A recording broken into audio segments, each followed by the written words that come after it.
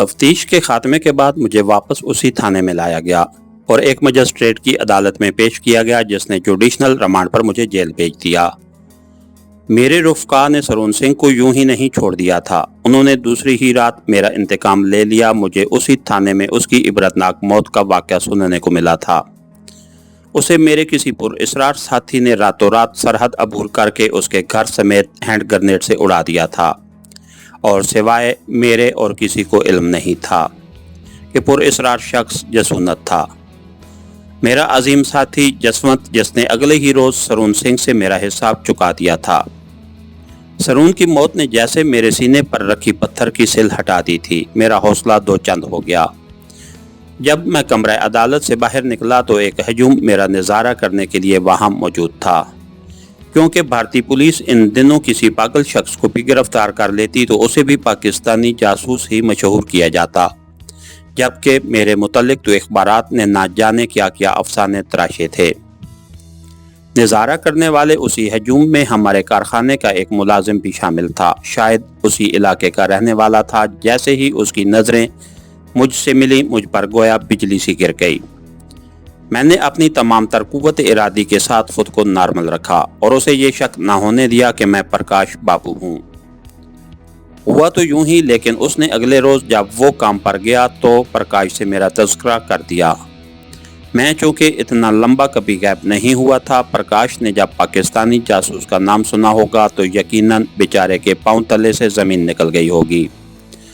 लेकिन उसने लड़के को ज़रा शक न होने दिया और यही ज़ाहिर किया कि मैं कहीं बाहर गया हूँ और ख़ुद इंक्वायरी करने गुरदासपुर आ गया, जहाँ कड़ी से कड़ी मिलाता बिल आखिर वो मुझ तक पहुँच गया। गुरदासपुर जेल तक मुझे थाने वाले ही छोड़ आए थे। उन्होंने डेवड़ी में दाखिल होते ही पाक सिपाही का नारा लगाया। एक दफ़ा तो मेरा खून खोल उठा। वो कमबख्त अभी तक मुझे जासूस बनाने पर तुले हुए थे। इस नारे के साथ ही वहां मौजूद करीबन सभी लोगों ने गर्दन घुमा घुमा कर एक नज़र मुझ पर डाली और एक डिप्टी जेलर ने अपनी ज़ेर निगरानी मेरी तलाशी लेकर मुझे अंदर सियासत खाने में धकेल दिया। ये जेल का वो अहाता था जहां अमूमन गैर मुल्की कैदियों को रखा जाता है और कुछ पाकिस्तानी यहाँ पहले से मौजूद थे। जेल का माहौल यकसर मुख्तलिफ था। यहाँ कम अज़ कम मुझे उस नफ़रत का सामना ना करना पड़ा जो थाने और तफ्तीशी मराकज़ में मेरे लिए पाई जाती थी। मैंने यहाँ भी अपना तारुफ बतौर स्मगलर करवाया और स्मगलर को ये लोग बड़ी इज्जत की निगाह से देखते हैं, जबकि जासूस उनके लिए गाली की हैसियत रखता है। जेल के चक्कर में ले जाकर, जो एक तरह से हर जेल का ऑपरेशन हेडक्वार्टर होता है, मेरे पाँव में लोहे की बेड़ियां पहना दी गईं। ये पहला तोहफा था जो हर नए आने वाले पाकिस्तानी को पेश किया जाता और उस वक्त तक ये पाँव से ना उतरती जब तक उसे रिहाई नसीब ना होती या फिर वो मर न जाता। मुझे जेल में बंद सिख मुल्ज़मों ने पहनने के लिए कपड़े दिए और चाय से मेरी तवाज़ो कर दी। मेरा हौसला बढ़ाया। करीबन 15-20 दिन तक तो मुझे ये इल्म ही ना हुआ कि मैं कहाँ हूँ। हर वक्त जहन पर सोचें सवार थी। मेरे बैरूनी ज़ख्म तो भरने लगे थे, हाथ पर पट्टी होने लगी थी, लेकिन अंदर का घाव गहरा था। जब कभी पूनम की याद आती मैं कट कर रह जाता। फिर आहिस्ता आहिस्ता मैंने तकदीर से समझौता कर लिया। पूनम की जुदाई ऐसा हादसा तो नहीं था, लेकिन लाशऊरी तौर पर शायद मैं शुरू ही से खुद को उस वक्त के लिए तैयार करता आया था। इसीलिए ये अलमिया मैंने किसी हद तक बर्दाश्त कर लिया। 15-20 रोज़ बाद जब मैं पुलिस गार्ड के साथ तारीख पर जा रहा था तो मेरी हैसियत किसी ख़ास मुल्ज़िम की नहीं थी। मैं पाकिस्तानी ज़रूर था, लेकिन मुझसे भी गार्ड वालों ने वही रवैया अपनाया जो उन्होंने बाकी हवालातियों के साथ रवा रखा था। इन लोगों को अपना गर्दीदा बनाने के लिए मैंने अपनी जीदारी के ऐसे ऐसे अफसाने घड़ लिए थे कि वो अश अश कर उठे। हमें अहाते कचहरी में बिठा दिया गया, जहां हवालातियों के गिर्द उनके मिलने वालों का जमगट्ठा लग गया था। उसी हजूम में मुझे प्रकाश का खोया खोया चेहरा नजर आया। मुझे देखते ही जैसे वो सुन होकर रह गया। मैंने भी गर्दन झुका ली। उसके अलावा मैं कर ही क्या सकता था। प्रकाश आहिस्ता आहिस्ता मेरे करीब आ गया। उसकी हालत देखी न जाती थी। जिस ज़हनी अज़ियत से वो इस वक्त दो चार था, उसके आसार उसके चेहरे से अवैधा थे। मेरे करीब आकर उसने बमुश्किल भैया कहा। उसका गला रुंध गया। खुदा के लिए जब्त करो प्रकाश, वरना मैं बमुश्किल उससे यही कह पाया। उसने पलटकर मेरी तरफ देखा तो उसकी आंखें सुर्ख हो रही थीं और उनसे आंसू टपक पड़ने को बेकरार थे। खुद मेरी हालत भी बयान से बाहर थी, लेकिन मैं जानता था अगर हमारे किसी अमल से आपस की आशनाई साबित हो गई तो दुनिया की कोई ताकत कम अज कम प्रकाश और उसके घराने को एड़ियां रगड़ रगड़ कर मरने से नहीं बचा सकेगी। गार्ड के तमाम मुलाजमीन हवालातियों के वारसों से माल पानी ऐंठने में उलझे हुए थे और हवालाती अपने वारसों में हमारी तरफ किसी ने ध्यान न दिया। मैंने चंद लफ्ज़ों में प्रकाश को बता दिया कि मैं वाकई पाकिस्तानी स्मगलर हूँ, हमारा इंटरनेशनल गिरोह है और मैं भारत में उनकी आड़ में काम कर रहा था, लेकिन मेरे किसी अमल से कभी उन पर आंच नहीं आएगी। आखिर में मैंने उसे इल्तिजा की कि वो घर में किसी को मेरी असलियत न बताए। ये मुझ पर उसका बहुत बड़ा एहसान होगा। वो दीवानों की तरह टकर टकर मेरे चेहरे की तरफ देखे जा रहा था। मेरी बात सुनकर चुपचाप उठा, शायद आंसू बहाने गया था। बेचारे ने वहाँ मौजूद कैंटीन से मेरे लिए चाय और समोसे भिजवाए। यह वहाँ मामूल की कार्रवाई थी, इसलिए किसी के उस तरफ ध्यान करने का सवाल ही पैदा नहीं होता था। चाय खत्म होते ही मुझे तारीख के लिए आवाज़ पड़ी। जब मैं कमरे अदालत में दाखिल हो रहा था तो प्रकाश ने बड़ी फुर्ती से मेरी मुट्ठी में 100 के 2 नोट थमा दिए।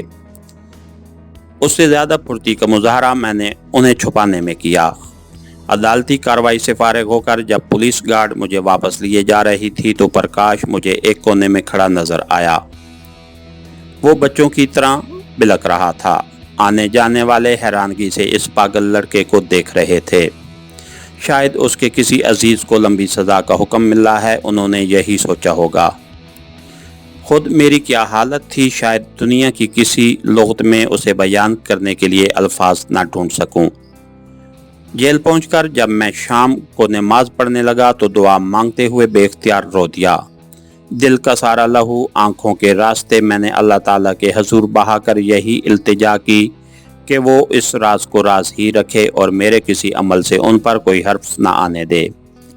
जेल में इन पैसों की मदद से मैंने नए कपड़े और यहाँ इस्तेमाल की मुख्तलिफ चीज़ें हासिल की।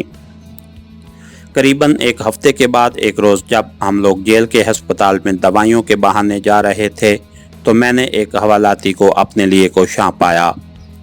ये लुधियाने का एक बदमाश था जिसने मेरा नाम जानने के बाद गुड़ देने के बहाने कागज़ का एक टुकड़ा भी मुझे थमा दिया। यह ख़त प्रकाश की तरफ से था। वो तमाम ख़तरे मोल लेकर भी अपने रिश्ते की सदाकत आजमाने पर तुल गया। भैया, मैं तुम्हारी बात पूरी नहीं कर पाया, मुझे क्षमा कर देना।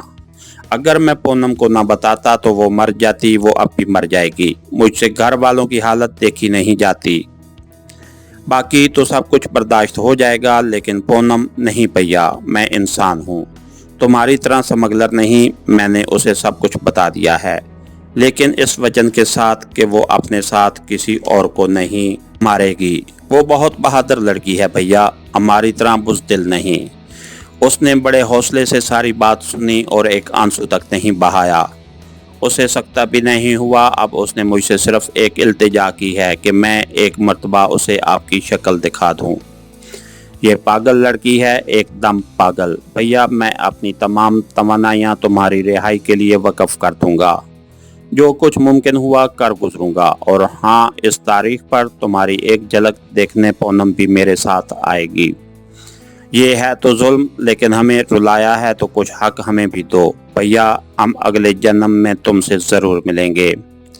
तब तुम पूनम का सामना कैसे कर पाओगे? मैं जानता हूँ तुम कातिल भी बन सकते हो, लेकिन तुम में मौजूद इंसानियत कभी नहीं मर सकती। अब भी तुम्हारा प्रकाश। प्रकाश का खत पढ़कर मैं रोया नहीं, मैं पागल भी नहीं हुआ, मैं मुस्कुरा दिया। अब तक शायद मैं रूहानी मदहोशी के आलम में ज़ेस्त तो फरार के दोराहे पर खड़ा था। प्रकाश के दुख को महसूस करके मेरी रूह इससे मौजूद मेरे आसमानी ताल्लुक की बिना पर गदा गदा उठी। प्रकाश के दुख ने उस بالیدگی عطا کی تھی، میں تو اب تک لاشعوری طور پر اپنی کھوئی ہوئی محبت اور ہمت کو یکجا کرنے ہی میں مصروف تھا۔ وقت کتنے ہی دکھ کسی کو جھولی میں ڈال دے، زندگی کی شاہراہ پر چلتے چلتے اگر پرکاش ایسے لوگ موڑ پر مل جائیں تو یہ زندگی کبھی کران نہیں گزرتی۔ اس کے ساتھ ہی ہماری آج کی ایپیسوڈ کا اختتام ہوا۔ کہانی گھر چینل کو لائک کیجئے، سبسکرائب کیجئے اور بیل آئیکن کو پریس کر دیجئے تاکہ ہر آنے والی نئی ویڈیو آپ تک بر وقت پہنچ سکے۔ شکریہ۔